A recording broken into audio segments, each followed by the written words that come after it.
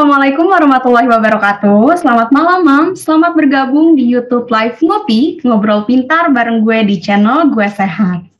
Live hari ini bisa juga disaksikan oleh para Mams nih di aplikasi Teman Bumi. Apa kabarnya, Mams dan geng sehat semua?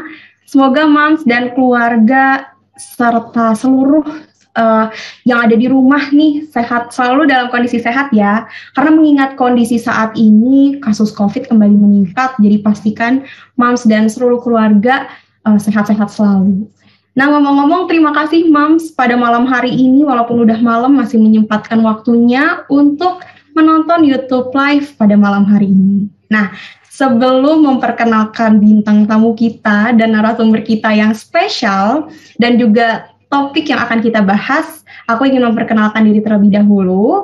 Saya Nabila Nibras yang akan menemani Mams pada malam hari ini. Nah, narasumber yang dihadirkan oleh Gue Sehat dan Teman Bumil hari ini spesial banget nih Mams, karena kita akan membahas mengenai stimulasi sensori sejak dini, si kecil berkembang optimal. Nah, tentunya topik ini akan penting banget dan akan sangat dibutuhkan oleh para Mams yang mungkin baru saja nih baru diberikan momongan.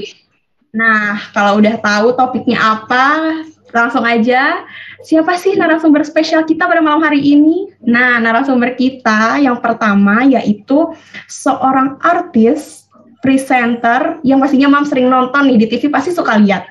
Beliau juga merupakan seorang penulis buku, juga seorang ibu dari 4 orang anak.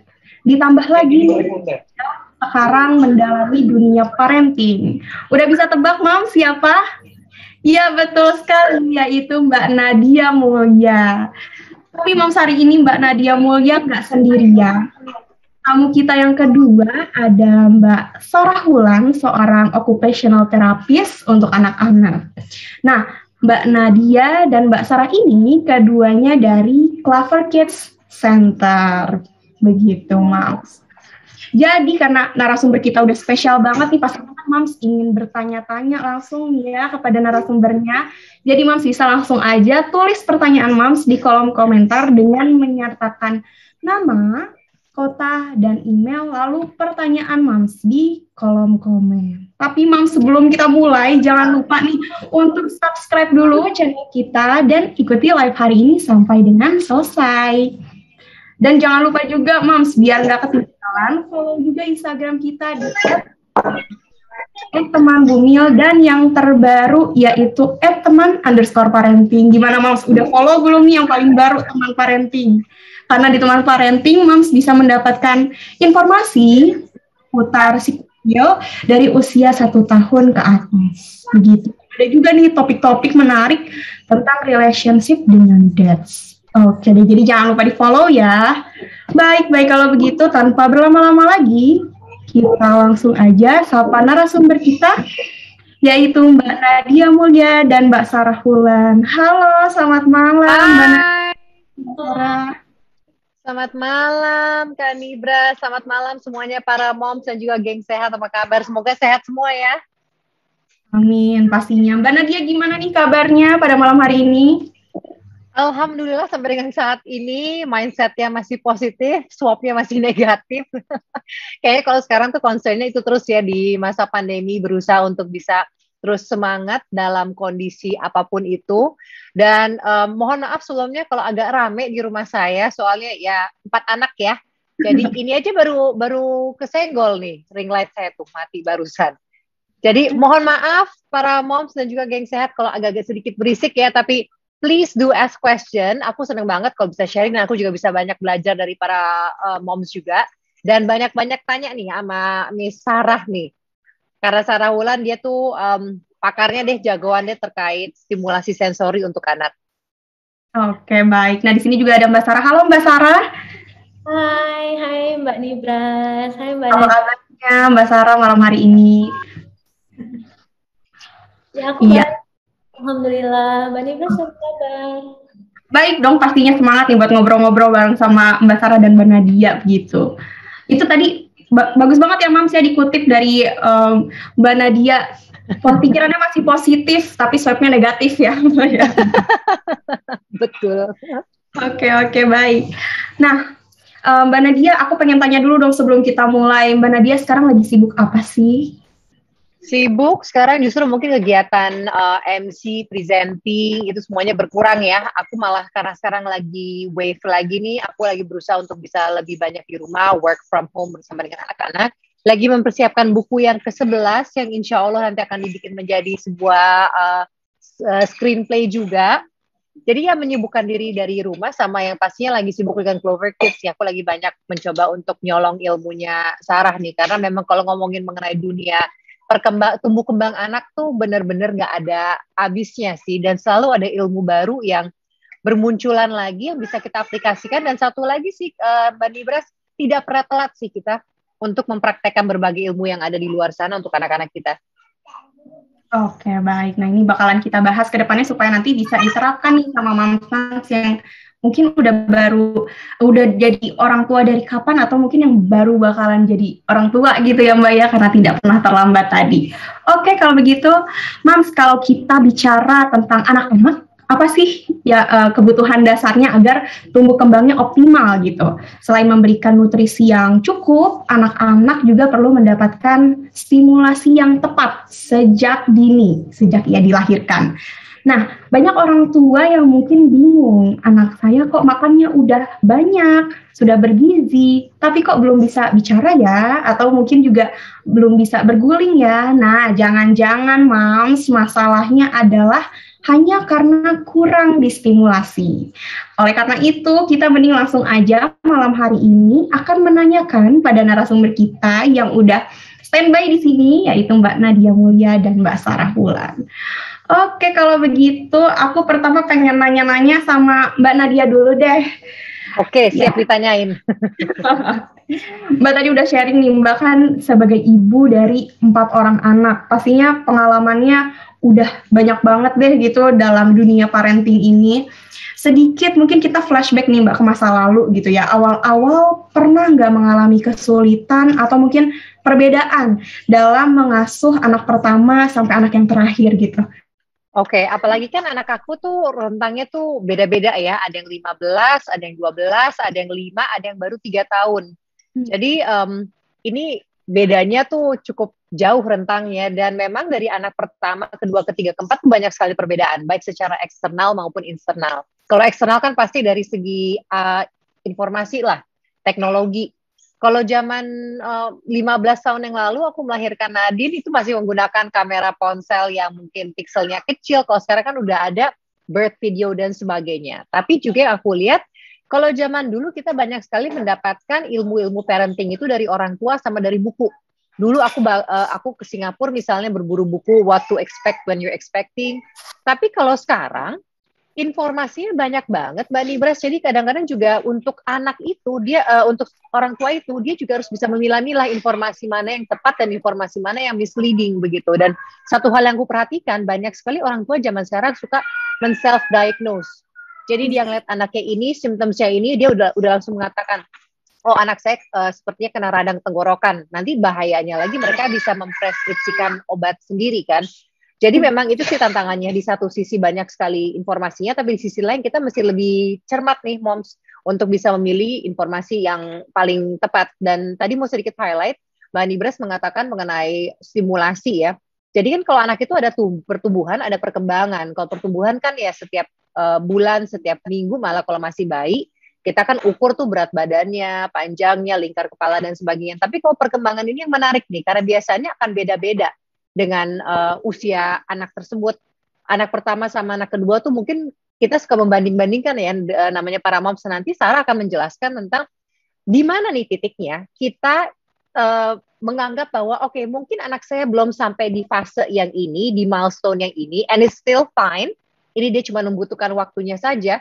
Dan mana yang kira-kira kita mesti mulai nyala nih trigger kita. Oh, ini kayaknya ada sesuatu yang harus diterapi nih misalnya, terutama kalau berkaitan dengan speech delay begitu. Jadi nanti silakan banyak-banyak bertanya sama Sarah. Aku bahkan sampai dengan saat ini masih belajar, karena yang namanya perkembangan anak pun itu masih berlaku sampai dengan anak aku yang 15 tahun. I'm learning something new every day dari dia. Jadi memang orang tua itu tugas kita ya nature, nurture, and nutrition, apa yang sudah bawaan dia, kita memberikan dia asupan semaksimal mungkin, apalagi sekarang di masa pandemi ini juga menjadi tantangan ya, mereka mungkin banyak kalori masuk, geraknya kurang, sama ya nurture-nya, kita benar-benar mesti aware sih, stimulasi sensori seperti apa yang paling tepat untuk anak kita. Oke, baik. Nah, dari tadi Mbak Nadia udah langsung nih fokus ke stimulasi sensori gitu ya, Mbak. Nah, berbicara masalah stimulasi sensori, bisa di-sharing nggak, Mbak, sama mam semua nih yang ada di sini, gimana sih dulu caranya Mbak Nadia menstimulasi kepada anak-anak?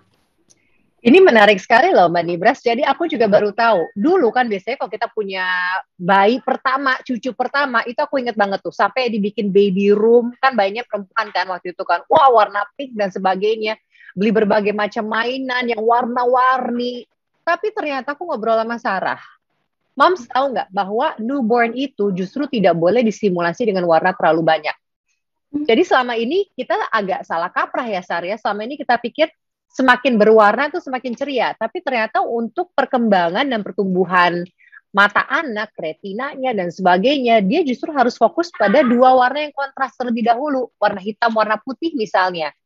Karena dari awal dia baru lahir, dia kan juga belum bisa melihat dengan jelas kan, dia masih melihat kita orang tua sebagai blur, dia masih menggunakan sensori lainnya seperti penciuman ketika dia masih di dalam rahim kita, dia masih menggunakan berbagai macam hal yang lain untuk bisa mengenal adaptasi dengan lingkungannya.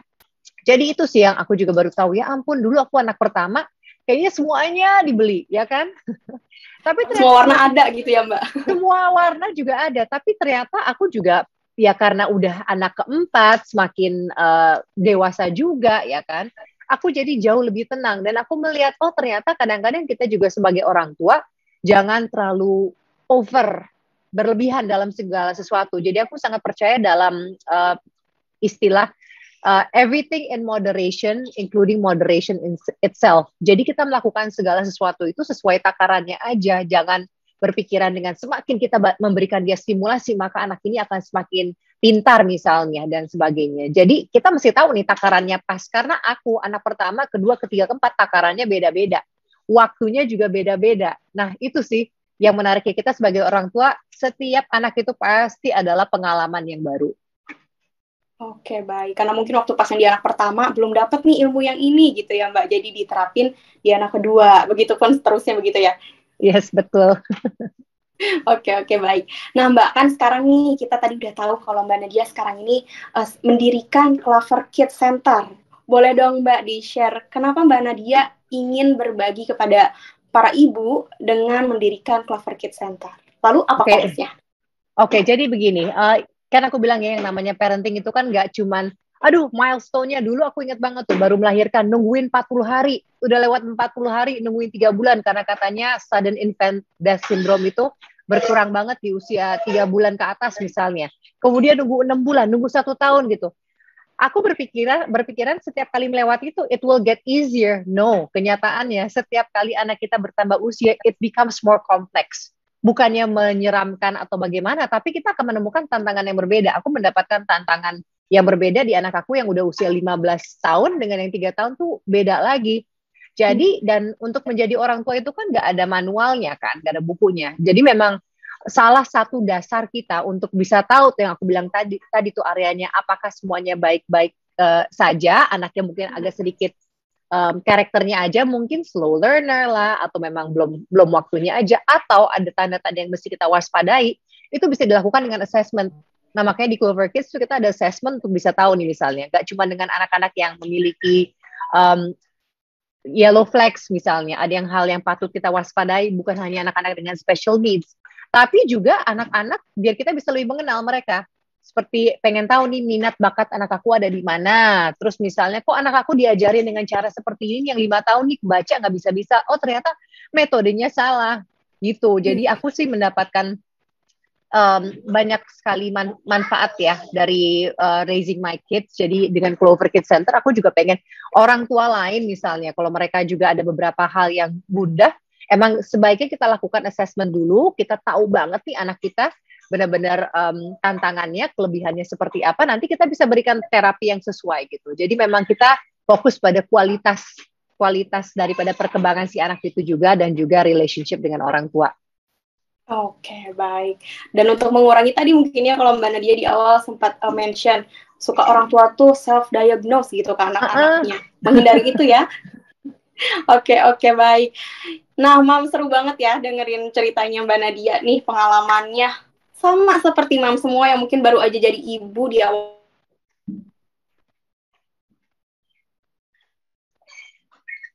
Mbak Nibras? Tapi pengalaman membawa Mbak Nadia lebih aktif di dunia parenting, sampai akhirnya mendirikan Clover Kids Center. Begitu. Bagaimana Mbak Nadia? Enggak, barusan tadi suaranya sempat agak hilang sedikit, tapi sudah hadir kembali. Oke, udah aman ya sekarang ya? Udah aman. Baik. Kalau gitu, kita beralih dulu nih sejenak ke Mbak Sarah. Halo Mbak Sarah. Iya. Nah, kalau sama Mbak Sarah nih tadi, karena Mbak Sarah ahlinya langsung untuk occupational therapist nih ya, aku pengen tanya-tanya seputar stimulasi newborn secara umum, baik sensoriknya maupun motoriknya gitu ya Mbak. Nah, memangnya untuk newborn, ini kan kita akan bahas soal newborn ya, apa betul kalau newborn itu bisa diberikan stimulasi? Karena kan bayi yang baru lahir itu pastinya masih ringkih banget, masih kebanyakan tidur gitu. Nah, lalu untuk newborn ini apa sih yang bisa dilakukan oleh moms untuk memberikan stimulasinya gitu?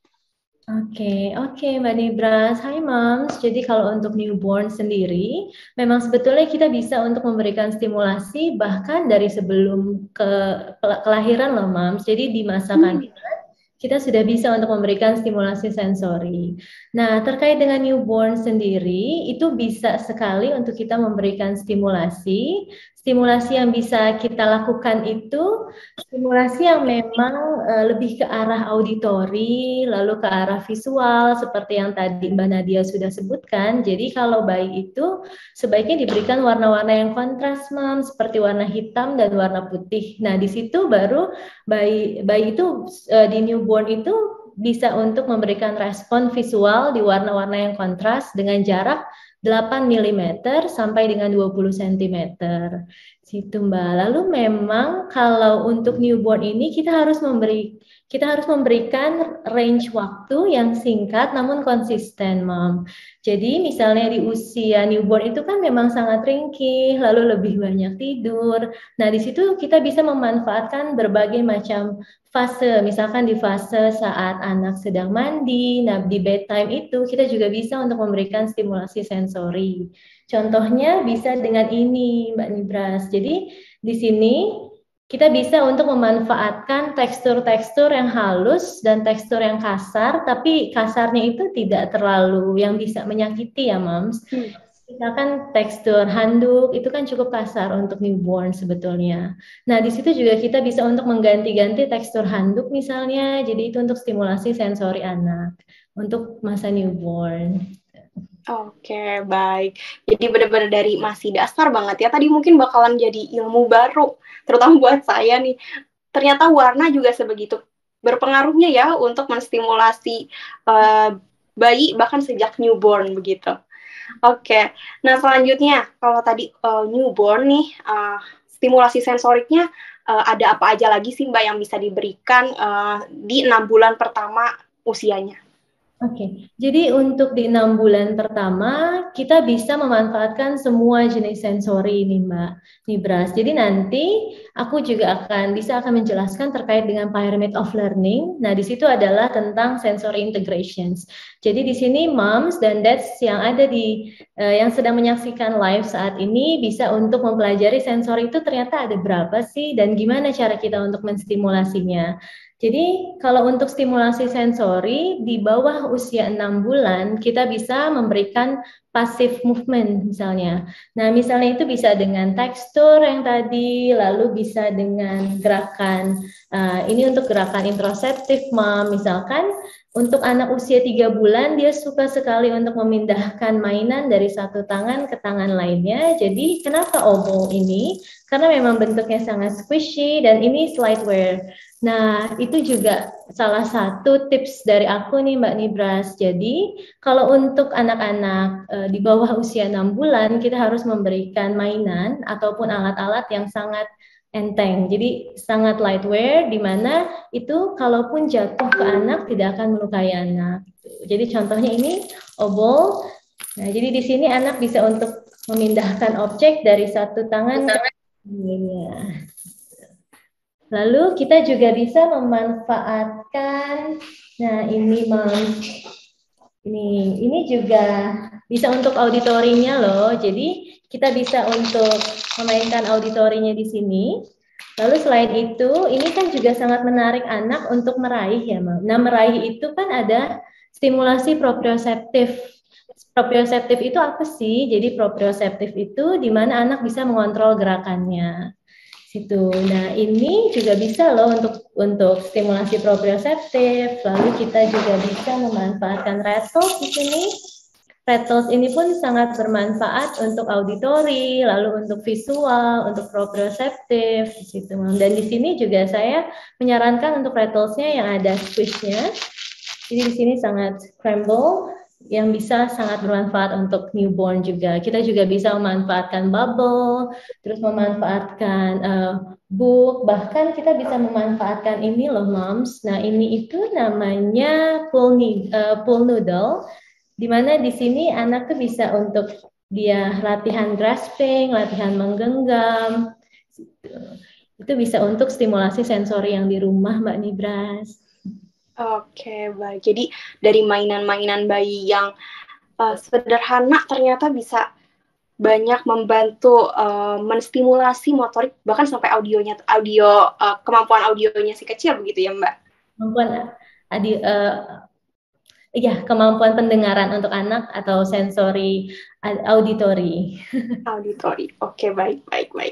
Nah, karena stimulasi sensori pada anak spektrumnya kan sangat luas ya Mbak. Mungkin para moms juga bingung nih. Nah, mungkin Mbak Sarah bisa mencontohkan sebaiknya mulai dari mana ya, gitu. Oke, jadi di sini moms sudah melihat ada yang namanya pyramid of learning ya moms. Nah, pyramid of learning itu ini bisa menjadi salah satu acuan kita untuk memberikan stimulasi kepada anak. Nah, jadi di pyramid of learning itu apa sih? Di sini bisa kita lihat kalau yang paling dasar di bawah adalah sensori moms. Nah, di sensorinya ini sendiri, ini adalah acuan kita moms sebagai parents, di mana kita bisa untuk memberikan stimulasi sensori kepada anak. Jadi untuk sensori itu apa sih moms? Nah, sensori itu sebetulnya indera moms. Yang kita tahu saat ini indera itu ada 5 moms, tapi ternyata indera itu ada 8 moms. Nah, indera-indera itu apa saja sih? Kenapa bisa sebanyak itu? Ada 8. Jadi indera yang paling inti itu ada 3 moms, namanya taktil atau indera raba. Jadi di mana anak itu bisa untuk meraba tekstur, dia itu untuk memahami oh ini tuh tekstur yang keras, tekstur yang halus, lalu meraba. Juga bisa untuk temperatur suhu panas atau suhu dingin. Lalu indera inti lainnya ada yang namanya vestibular, Mom. Nah, vestibular itu sendiri adalah indera keseimbangan, Moms. Jadi, di mana anak itu misalkan saat berjalan, dia bisa loh untuk berjalan tanpa jatuh. Atau kalau untuk bayi, misalkan saat merangkak atau dia itu bisa untuk menyeimbangkan badannya.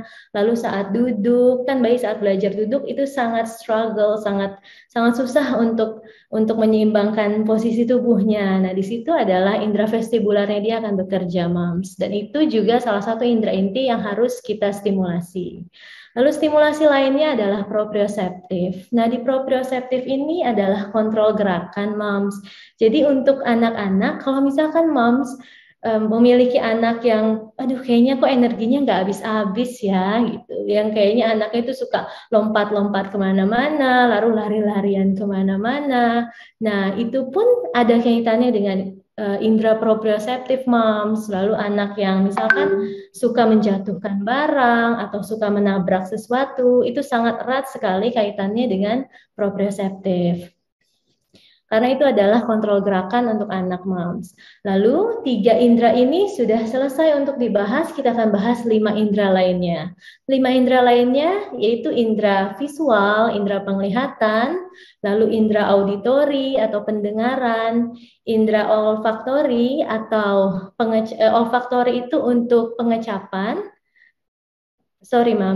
untuk indera olfaktori atau penciuman, lalu indera gustatori untuk pengecapan, dan juga indera terakhir, dan ini adalah indera yang baru, Mam. Jadi ada indera baru yang namanya introseptif. Nah, introseptif ini adalah kemampuan anak untuk sadar nih, oh kalau aku tuh sudah lapar, aku sudah lelah, aku sudah haus, atau bahkan untuk potty training ini introseptif sangat mempengaruhi loh Moms. Jadi anak tahu nih kontrol bladdernya, misalkan oh aku sudah mau ke kamar mandi, atau aku sudah mau merasa lelah. Jadi memang introseptif itu sangat berfungsi untuk mengatur sense yang ada di dalam tubuhnya. Gitu. Nah, dari Pyramid of Learning ini ini adalah tugas kita untuk mengintegrate semua sensory sistemnya ini, Moms. Jadi kalau sensory sistemnya sudah diintegrate untuk memberikan stimulasi sensori, baru kita bisa naik ke atas, Moms. Nah, goals-nya adalah untuk anak-anak yang sensorinya sudah integrate, kita berharap nanti anak itu untuk mencapai goals-nya yaitu di behavior-nya atau di sikapnya, lalu di kemandiriannya dalam kehidupan sehari-hari, juga di academic learning. Jadi sensori itu adalah basic, Moms. Jadi kalau Moms ingin, misalkan ada keluhan nih yang seperti kenapa ya kok anakku masih belum bisa bicara padahal usianya tuh harusnya sudah bisa bicara nih sekarang, atau kenapa ya kok anakku nggak bisa diem banget, atau kenapa anakku kayaknya susah sekali untuk fokus. Nah itu semua berarti kita harus ke bawah lagi nih Moms, ke sensori sistem di mana kita harus mengintegrasi semua sensori itu untuk mencapai goals anak. Itu Mbak Nibras. Oke, baik, luar biasa. Nah, pasti nih setelah mendengar penjabarannya tadi ya mengenai stimulasi-stimulasi pada anak gitu ya, dimulainya dari mana dan sebagainya. Pertanyaan selanjutnya yang pasti bakalan ditanyain sama para moms, apa aja sih Mbak fungsi stimulasi sensori untuk anak usia 0 sampai 6 bulan? Dan apa yang terjadi kalau anak kekurangan stimulasi sensori? Oke, jadi untuk usia 0 sampai 6 bulan, sebetulnya fungsi sensori, nah di usia 0 sampai 3 bulan itu, Moms, kita tahu kalau dalam 2 tahun pertama anak, itu kan memang sangat crucial age ya. Di mana di 2 tahun pertama itu sinap-sinap itu sedang berkembang, jadi volume otak juga sedang berkembang. Nah, di sini adalah saat yang sangat tepat dan sangat crucial bagi kita sebagai parents untuk memberikan stimulasi. Salah satunya adalah stimulasi sensorik. Yang Moms sudah lihat sendiri di Pyramid of Learning, ternyata sensorik itu menjadi basic loh Moms.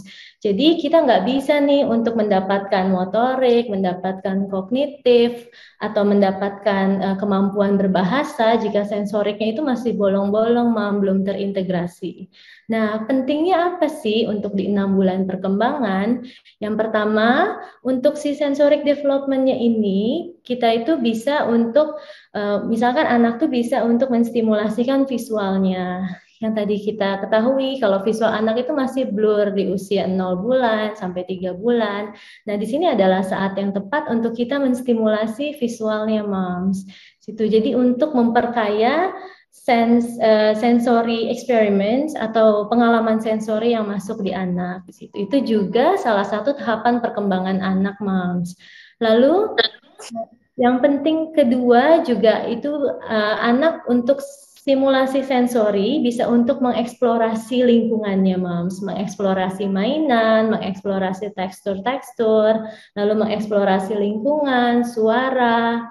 Nah, di situ pun anak juga bisa, kalau si stimulasi sensorinya itu sudah berkembang dengan baik di usia 4 sampai 6 bulan, bahkan anak tuh sudah tahu loh, Mam, kalau dia merasa bahagia saat tidak lapar atau lelah, atau dia nangis kalau sudah merasa lelah, sudah merasa lapar.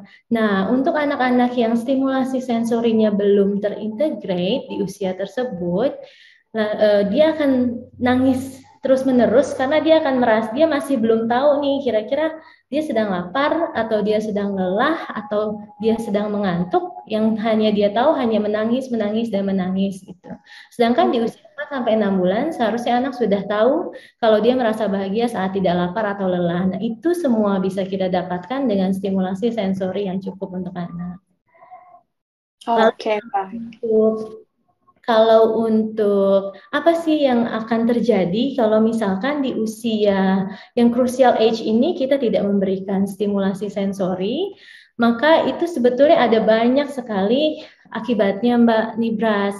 Yang pertama, itu bisa terjadi sensory processing disorder. Nah, sensory processing disorder ini adalah saat anak memiliki kesulitan untuk mengintegrasikan, untuk memberikan input sensori yang masuk ke dalam tubuhnya. Jadi misalnya atau yang dirasakan oleh dia di sekitarnya. Jadi sensory processing disorder itu biasanya yang sangat familiar itu ada 3 hal, Moms.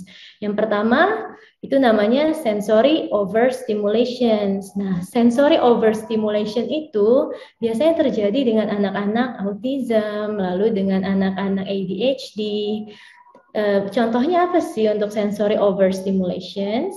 Contohnya dari sensory overstimulations adalah saat anak sudah mendapatkan input sensori, tapi dia malah teriak-teriak, Mom. Jadi responnya itu sangat over.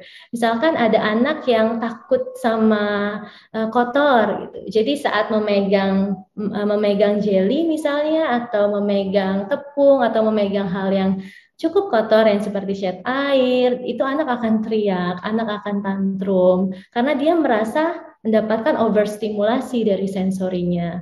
Lalu anak-anak yang saat mendengar suara, lalu dia akan tutup telinganya, lalu atau akan histeris.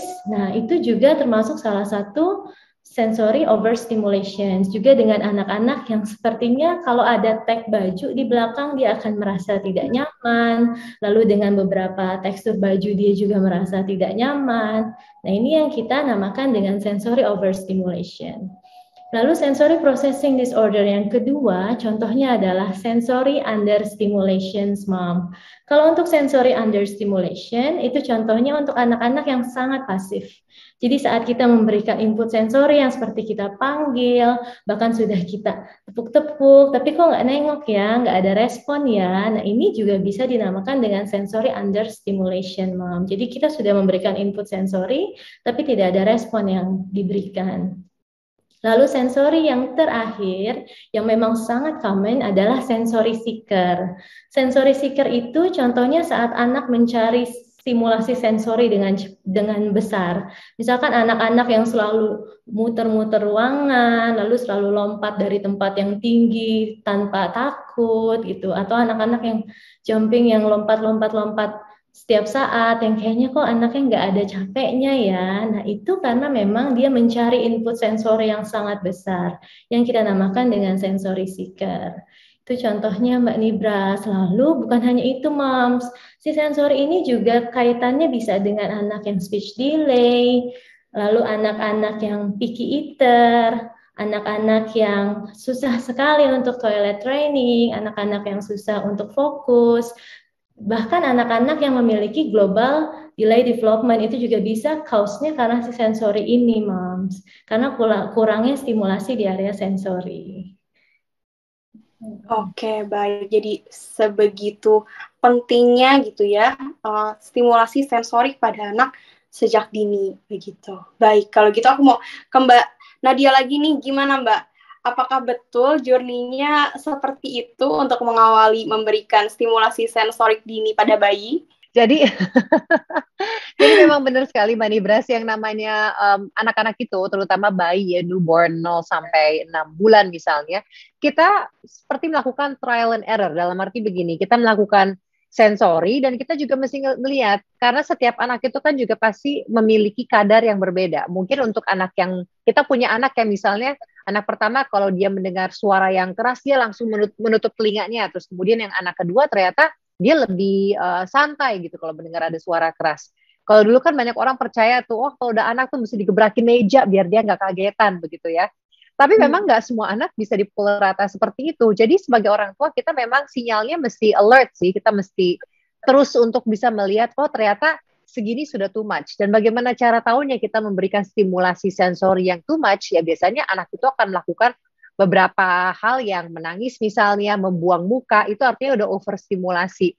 Nah ini saya juga lihat di kolom pertanyaan juga cukup banyak ya, dan nanti akan kita bahas juga ya. Tapi mungkin ini salah satu QQ-nya adalah kalau seorang anak itu stimulasi sensorinya tidak sesuai takarannya, ya mungkin kemudian akan berkembang ke misalnya jadi susah makan, susah tidur misalnya kalau seperti itu. Kan biasanya kalau kita anak biasa dalam situasi yang sangat tenang, tiba-tiba kita bawa dia misalnya ke rumah keluarga yang lagi rame banget, biasanya sudah itu malamnya dia nggak bisa tidur lelap.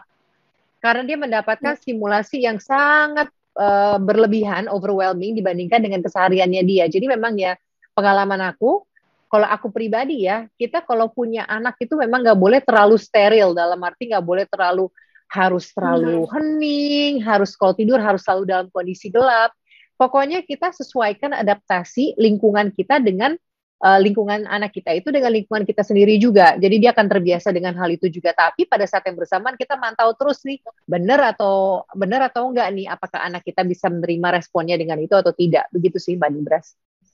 Oke, baik. Nah, kalau gitu tadi kita udah bahas tentang stimulasi untuk newborn atau bayi usia 1 sampai dengan 6 bulan. Nah, sekarang kita beralih nih Mbak, membahas stimulasi untuk anak usia 6 bulan sampai dengan 1 tahun. Kembali lagi ke Mbak Sarah. Nah, kalau ketika anak udah masuk usia 6 bulan, pastinya kan udah berubah ya, anaknya udah lebih besar gitu, udah mulai bisa duduk, sudah mulai makan makanan padat pertamanya. Nah, stimulasinya tentu pasti akan sedikit berbeda ya Mbak ya. Fokus stimulasinya, terutama stimulasi sensorik, ke area apa sih Mbak ketika si kecil usia 6 bulan tersebut? Oke. Jadi kalau untuk usia 6 bulan, kita bisa memberikan stimulasi ke area tekstur nih Mbak. Misalnya kita bisa masuk melalui makanan. Jadi kita bisa untuk playtime dengan makanan dengan cara, anak kan biasanya usia 6 bulan sudah bisa duduk Mbak. Jadi kita bisa mendudukkan anak, lalu kita berikan makanan-makanan dengan tekstur yang memang bisa dia makan, misalkan biskuit. Nah di biskuit itu yang memang teksturnya lembut, kita bisa dengan tekstur yang keras, lalu agak dilembekin atau betul-betul yang seperti bubur. Nah di situ kan anak bisa untuk memberikan stimulasi sensori ke anak. Dengan cara anak akan memegangnya, lalu biasanya akan memasukkan ke mulut atau bahkan diberantakin ke mukanya. Nah di situ pun bisa untuk stimulasi sensori. Lalu yang lainnya, anak bisa untuk diberikan stimulasi dengan cara saat duduk, kita bisa memberikan stimulasi dengan tekstur mouse. Misalnya, anak kita dudukkan di karpet taktil. Karpet taktil itu karpet yang memiliki banyak tekstur. Misalnya karpet-karpet yang seperti rumput yang halus, lalu karpet yang ada bulu-bulunya, itu pun bisa untuk stimulasi di area sensori. Lalu stimulasi lainnya bisa dengan bau, Mbak Nibras. Jadi dengan cara kita bisa memberikan berbagai macam barang yang memiliki bau atau benda-benda yang seperti cinnamon atau kayu manis, lalu bisa dengan mint atau dengan essential oil pun bisa. Jadi biar anak tuh memberikan kita banyak sekali stimulasi di area penciumannya dia, agar nanti anak nggak kaget saat misalkan saat keluar terus ada berbagai macam bau dan lain sebagainya. Kita juga bisa memberikan stimulasi suara dengan cara stimulasi berbagai macam instrumen alat musik, atau stimulasi yang suara animal, suara hewan, itu pun juga bisa untuk stimulasi sensori. Oke, baik.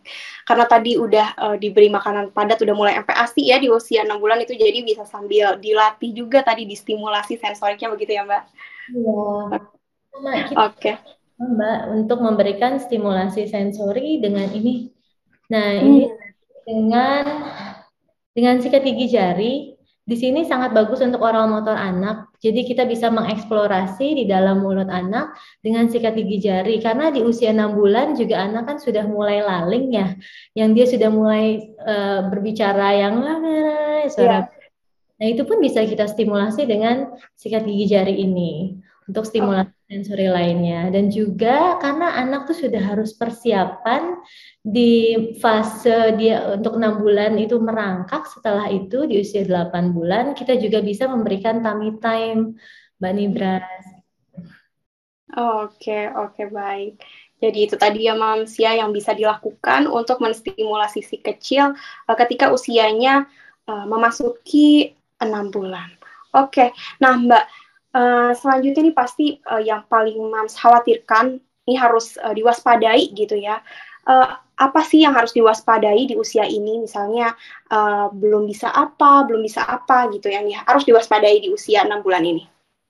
Oke, jadi kalau di usia 6 bulan itu sebetulnya kita Moms bisa mengacu ke skala Denver, Mom. Nah, di situ Moms bisa lihat kira-kira apakah anakku di usia 6 bulan ini sudah bisa melakukan, misalkan sudah bisa melakukan aktivitas duduk, atau apakah dia sudah bisa untuk menggunakan kedua tangannya untuk mengeksplorasi mainan, karena itu di tahap usia 6 bulan. Lalu apakah dia juga sudah merasa bahagia saat tidak lapar atau lelah, dan apakah anak sudah bisa untuk memasukkan tangan dari objek lain ke dalam mulut. Itu karena memang di usia 6 bulan tahapannya seperti itu, Moms, untuk perkembangan sensorinya. Lalu untuk perkembangan motoriknya lebih ke arah anak bisa duduk atau anak itu sudah kepalanya itu lehernya sudah kuat untuk menopang kepalanya. Jadi ada beberapa anak yang saat duduk itu kayaknya susah karena memang dia masih belum bisa untuk menopang kepala di lehernya itu. Jadi anak tuh yang suka lehernya jatuh ke bawah atau ke belakang, nah itu juga termasuk salah satu let alert, Ma'am, sebetulnya. Karena kalau usianya di skala Denver itu sudah melewati lebih dari 3 bulan, Mams, misalkan di usia 6 bulan anakku harusnya sudah duduk nih, tapi saat di usia 9 bulan kok masih belum bisa duduk ya. Nah, di situ Moms juga sudah mulai bisa untuk mencari informasi gimana sih cara untuk menstimulasi itu. Lalu bagaimana cara melakukan tummy time di usia 6 bulan agar untuk kita bisa memberikan stimulasi agar anak bisa untuk ke tahapan selanjutnya. Tapi di usia plus 3 bulan dan masih belum bisa, sudah saya sarankan untuk moms bisa ke expert untuk melihat, untuk memberikan assessment dan mencari tahu gimana caranya agar kita bisa untuk membantu perkembangan anak. Oke, baik. Nah, selanjutnya nih aku pengen balik lagi ke Mbak Nadia nih, Mbak. Ya. Biasanya, Mbak, masalah terkait kesalahan stimulasi ini, apa ya yang sering dilakukan orang tua nih yang salah-salah dalam stimulasinya tadi? Kalau yang kebanyakan aku perhatikan ya, terutama dari orang tua zaman sekarang ya, adalah mereka kadang-kadang terlalu banyak berpatok pada let's say influencer atau orang-orang yang mereka follow dan menerapkan apa yang dilakukan itu mentah-mentah begitu. Misalnya ada influencer yang tengah melakukan ini, terus dia ya mungkin parenting itu kan hebatnya adalah sesuatu yang sangat unik kan, mungkin itu memang cocok untuk anaknya. Tapi kalau kita tidak tahu dasar ilmunya dan kita hanya mengikutinya, kita menelan bulat-bulat, itu bisa membahayakan buat anak kita. Karena ya itu kita mesti mengenali dulu anak kita tuh tipenya seperti apa. Tadi aku lihat di kolom pertanyaan juga dia mengatakan bahwa anaknya itu setiap kali kalau ada suara yang terlalu keras, dia sangat sensitif gitu. Artinya kan kalau mau melakukan berbagai stimulasi sensori auditori, itu harus mungkin Sarah bisa menjelaskan ya, mungkin menggunakan suara-suara yang pelan terlebih dahulu. Bayi-bayi kan biasanya sangat suka dengan white noise. Jadi itu adalah suara yang mereka terbiasa, dan mungkin dari situ akan dicari suara yang mirip seperti itu, tapi intensitasnya kemudian dinaikkan begitu loh. Jangan tiba-tiba karena kita melihat ada anak musisi misalnya diajak menemani orang tuanya manggung dan kita kemudian melakukan hal yang sama, karena setiap anak itu pasti beda sih. Itu yang sering aku lihat ya, yang suka terjadi pada orang tua. Oke, baik. Jadi poinnya setiap anak memiliki berbeda-beda gitu ya Mbak ya cara menstimulasinya karena setiap anak spesial begitu. Oke, baik. Menarik banget ya, Mams, ya penjelasan dari Mbak Nadia dan Mbak Sarah tadi. Pastinya udah cukup juga nih untuk jadi bekal Mams bertanya. Nah, kebetulan kita udah dapat beberapa pertanyaan yang bisa kita langsung jawab aja ya, Mbak Nadia ya sama Mbak Sarah. Yes, silakan. Oke, kita mulai dari pertanyaan pertama dari Mams Lia. usianya 28 tahun dari Jakarta. Katanya, pertanyaannya untuk Mbak Nadia dan Mbak Sarah, gimana sih cara mengurangi paparan gadget pada anak? Ada nggak tips gitunya? Nah, ini pasti jadi pertanyaan para mam semua ya, karena sekarang kan dikit-dikit anaknya dikasih gadget nih, biar diem gitu. Gimana nih Mbak? Oke, Boleh dari Mbak Nadia dulu?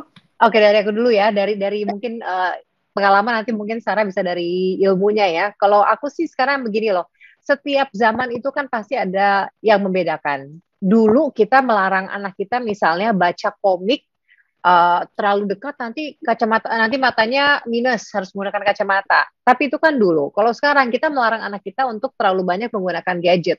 Nanti kita nggak tahu nih, nanti cucu kita seperti apa kondisinya. Tapi faktanya adalah saat ini gadget itu adalah menjadi kebutuhan.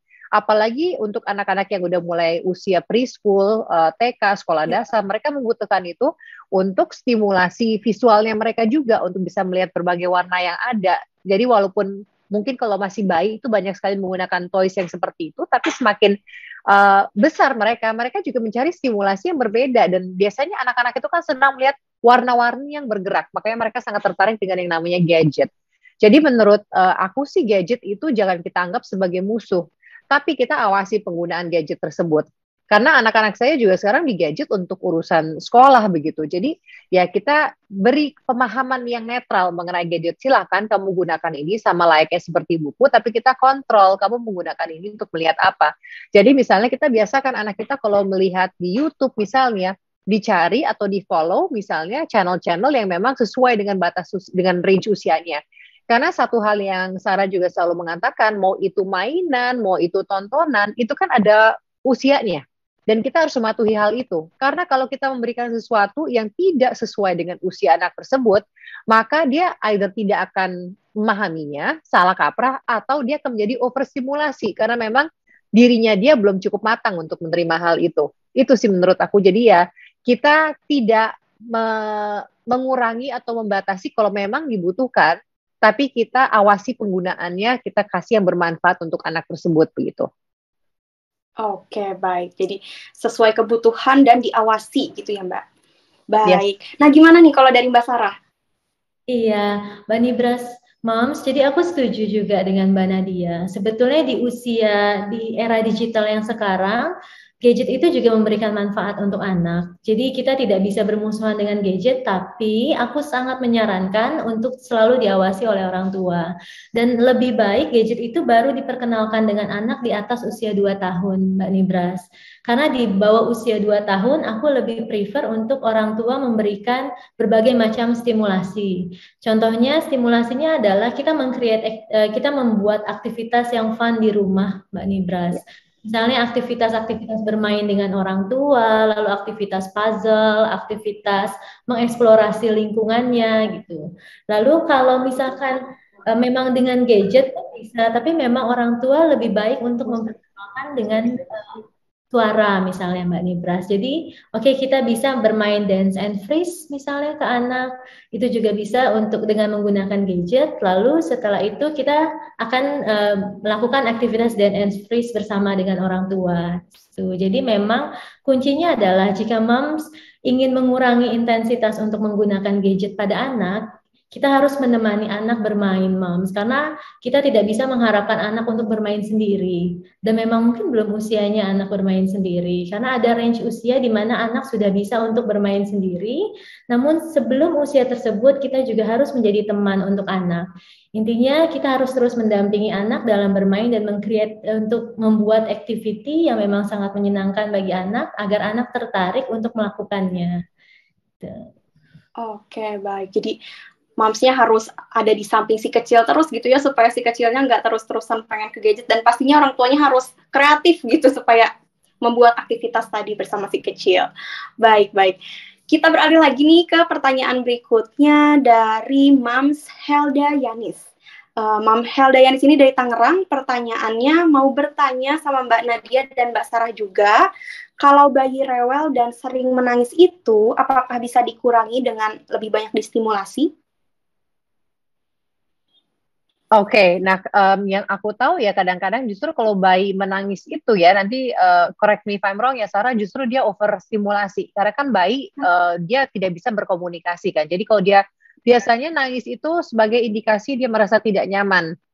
Mungkin dia lapar atau mungkin popoknya basah, dia haus atau dia merasa tidak nyaman dalam gendongannya, badannya nggak enak atau dia terlalu banyak kondisi yang tidak seperti biasanya dia lakukan, dia akan menangis.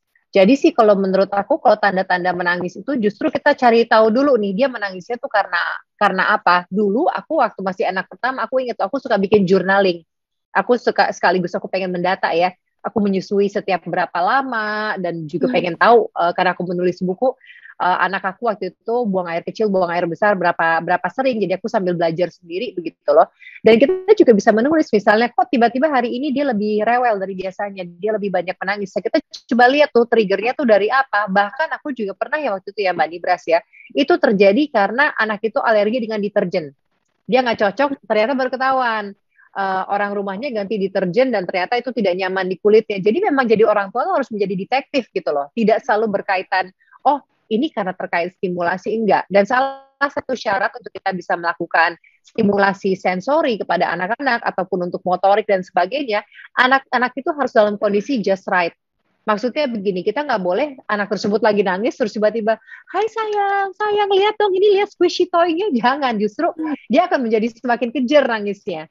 Jadi kita cari dulu sumber dia menangis, kita tenangkan dulu, kita selesaikan dia dulu, dan nanti kalau kondisinya sudah optimal, barulah kita mulai melakukan stimulasi sensori.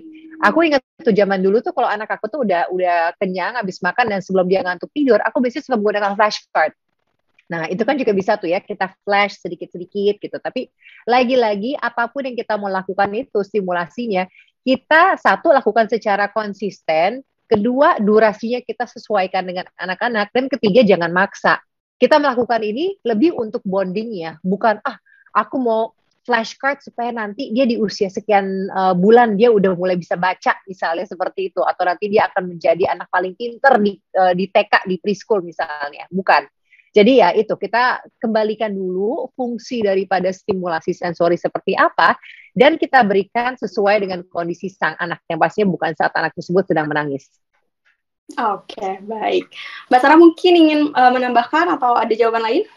Silakan. Ya. Mbak Nibras, hai Moms. Jadi kalau untuk bayi yang sering menangis, betul dengan Mbak Nadia, jika kita juga harus tahu nih kira-kira apakah ada trigger tertentu kenapa bayinya nangis, mungkin kurang tidur, jadinya lelah, atau mungkin sedang lapar, sedang haus.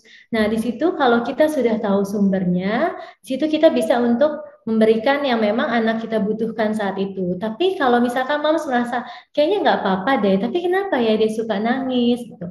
Mungkin karena memang anak itu merasa tidak nyaman dengan lingkungannya, Moms.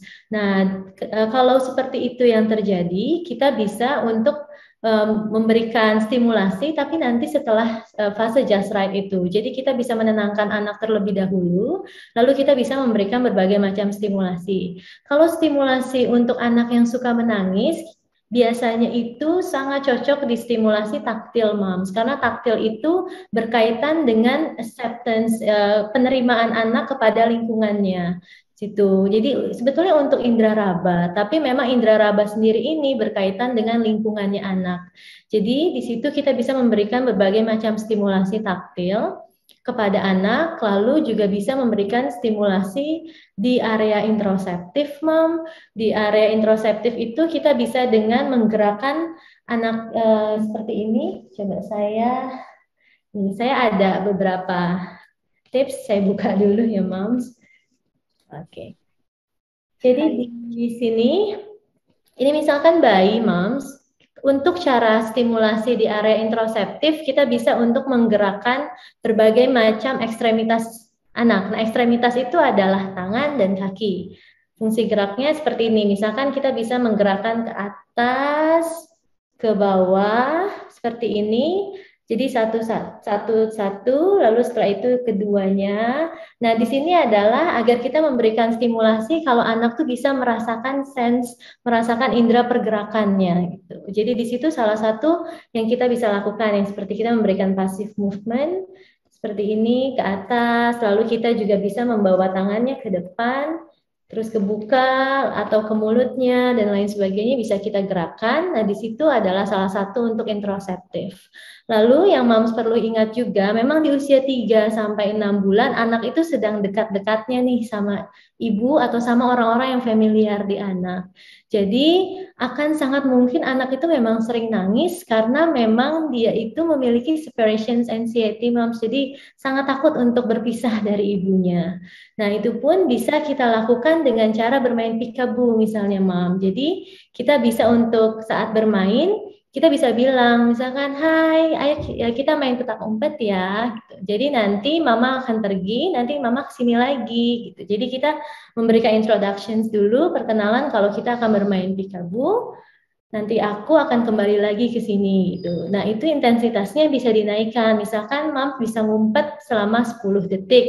Terus nanti kita lihat respon anak. Nanti kalau anak sudah fine, kita bisa ngumpet lagi 15 detik dan lain sebagainya. Terus dinaikkan intensitasnya. Nah, di situ juga bisa untuk memberikan stimulasi untuk agar anak itu tidak menangis secara terus-menerus.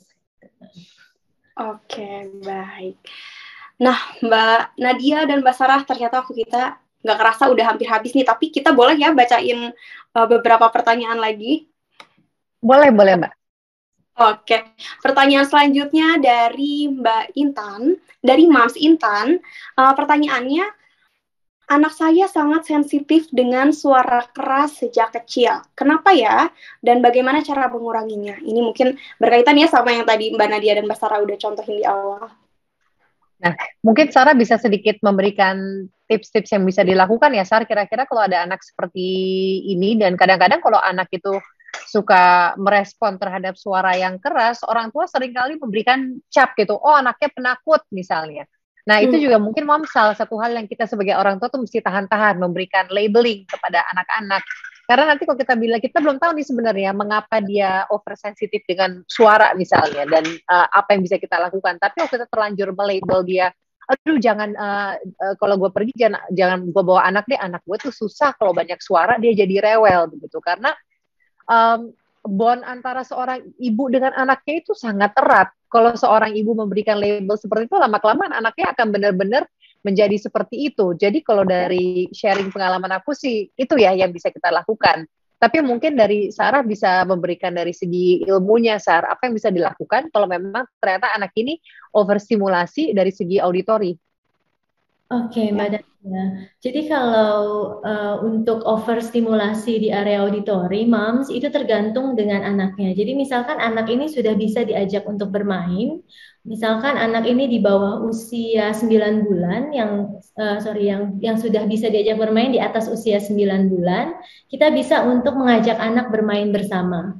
Yang berkaitan dengan fungsi auditori. Misalkan ada rattles, kita bisa minta anak untuk ayo kita main sama-sama gitu. Jadi di situ kita bisa memberikan stimulasi dari suara yang sangat kecil. Misalkan tadi rattles kan kecil, atau untuk menyobek kertas itu kan ada suara emang sebetulnya, untuk menyobek kertas atau untuk yang crumbles kertas, nah itu kan ada suaranya. Jadi kita bisa dengan intensitas suara yang sangat kecil, nanti lama-lama akan kita naikkan. Itu misalkan dari sini, lalu lama-lama menjadi seperti ini, lalu lama-lama kita bisa menaikkan dengan cara kita bisa main dengan alat di rumah, misalkan meja, kita bisa pukul-pukul meja, atau kita bisa ketok-ketok pintu, dan lain sebagainya. Jadi memang suara itu kita jadikan sesuatu yang fun, Moms.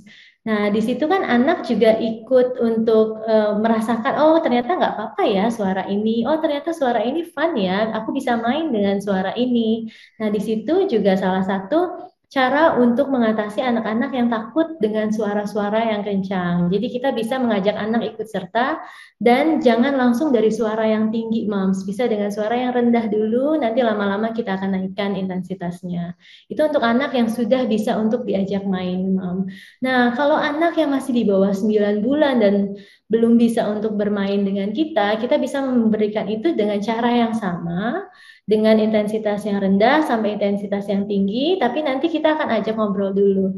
Ini ada suara ini, coba dengar, ini seru sekali ya, gitu. Jadi selama kita memberikan stimulasi suara, kita harus aware, kita harus lihat ekspresi anak. Kalau anak sudah mulai gelisah, kita stop dulu. Seperti itu. Jadi, tapi jangan lupa moms juga harus memberitahu kalau misalkan aku akan memberikan suara. Jadi biar anak juga nggak kaget di situ. Oke, baik. Nah, untuk Moms Intan dan mungkin Moms lainnya yang mengalami hal yang sama nih, si kecilnya suka gimana ya, sensitif banget gitu sama suara yang keras, udah langsung ditunjukin tuh tadi sama Mbak Sarah cara untuk menstimulasinya. Oke, baik. Nah, Moms dan geng sehat semua, nggak kerasa nih waktu kita untuk berbincang-bincang pada malam hari ini ternyata sudah hampir habis. Jadi bagi Moms dan geng sehat yang pertanyaannya belum terjawab, Moms dan geng sehat semua bisa pantengin terus Instagram Teman Bumil, Gue Sehat, dan Teman Parenting, karena kita rutin mengadakan live event di Instagram, YouTube, maupun kelas online. Jadi jangan sampai ketinggalan ya. Oke, kalau begitu Mbak Sarah dan Mbak Nadia, sebelum kita akhiri, mungkin boleh disampaikan dulu kata-kata penutupnya terkait tema kita. Mungkin boleh dimulai dari Mbak Sarah dulu. Oke, Moms. Terima kasih untuk Teman Bumil, terima kasih Mbak Nibras, terima kasih Moms yang sudah join di live YouTube hari ini. Jadi untuk hari ini mungkin aku bisa wrap kalau misalkan di stimulasi sensori itu memang stimulasi yang sangat penting, Moms. Jadi saranku untuk Moms di rumah, yuk kita mulai untuk memberikan stimulasi sensori ke anak. Dan kita juga harus aware, Mom, terhadap perkembangan anak saat ini, karena sebagai orang tua juga kita pasti nggak mau dong ada perkembangan anak yang terlambat atau tidak tercapai di usianya. Lalu kalau misalnya kita sudah tahu kalau ada perkembangan yang sepertinya terlambat, Moms jangan ragu untuk menghubungi expert, karena memang semakin cepat intervensi yang diberikan kepada anak itu akan semakin bagus kepada perkembangan anak sendiri. Oke, baik. Selanjutnya dari Mbak Nadia Mulia, silakan Mbak. Mungkin dari aku sebagai seorang ibu yang sudah menikmati 4 kali tumbuh kembang anak ya, enjoy the journey, Moms. Karena kadang-kadang ya, aku kalau anak pertama itu kita kayaknya serba takutan. Pengalaman yang pertama pastinya, kita pikir akan lebih mudah lagi. Yang kedua, ternyata yang kedua karakternya beda lagi, kita menjadi takut lagi gitu. Tapi nikmatin aja karena anak-anak itu cepat banget gedenya. Jadi daripada kita fokus pada hal-hal yang membuat kita gelisah, anxious, kita bentengi diri kita dengan ilmu pengetahuan yang benar, bukan dari informasi atau sumber-sumber yang salah. Dan kita juga harus memang benar-benar involved dalam tumbuh kembang anak kita, begitu. Walaupun kita adalah ibu-ibu yang bekerja seperti saya, tapi quality time itu bisa dilakukan setiap saat bersama dengan anak kita, saat mau tidur, saat di meja makan, dan seterusnya. Karena yang akan selalu diingat oleh anak-anak kita itu adalah bonding, bahwa orang tuanya mencintai mereka, dan rasa nyaman itu sih yang akan membuat semua stimulasi yang kita berikan kepada anak kita optimal, insya Allah. Itu sih mungkin dari saya. Dan terima kasih loh kepada Teman Bumil, kepada Gue Sehat, kepada para moms, dan juga kepada geng sehat semua. Semoga sehat selalu ya, dan salam hangat untuk keluarga. Baik. Nah, Moms dan geng sehat semua, demikian rangkaian live kita pada malam hari ini. Semoga informasi yang didapat hari ini bisa bermanfaat untuk Moms dan geng sehat semua. Pastinya aku ingin mengucapkan terima kasih juga untuk narasumber kita pada malam hari ini, Mbak Nadia dan juga Mbak Sarah. Terima kasih banyak untuk waktunya dan penjelasannya yang pasti bermanfaat banget untuk kita semua. Nah, terima kasih juga untuk Moms dan geng sehat yang sudah setia menonton live hari ini sampai dengan selesai. Jangan lupa untuk share video-video kita ke keluarga ataupun ke teman Moms semua ya. Atas nama Teman Bumil, saya mengucapkan terima kasih dan mohon maaf bila ada kekurangan. Sampai ketemu lagi di live berikutnya.